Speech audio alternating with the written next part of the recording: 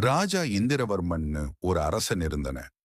எல்லாரையும் என் வார்த்தைக்கு கீழ்ப்படைய வைக்கணும் என்று நினைத்தான். அவன் ஒரு ஞானியை கேட்டான்.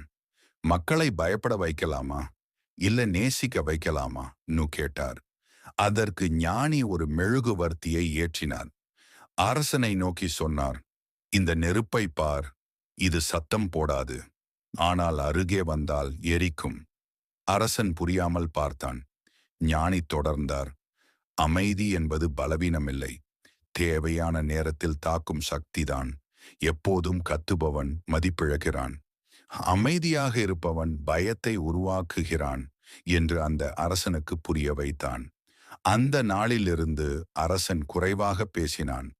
அந்நாளிலிருந்து எந்த ஒரு வார்த்தை சொன்னாலும் அது சட்டமாக மாறியது. இந்த கதையிலிருந்து நாம் கற்றுக்கொள்வது என்னவென்றால், அதிகமாக பேசாதே, உன் சக்தியை விளம்பரம் செய்யாதே, தேவையான நேரத்தில் மட்டும் வெளிப்படுத்து.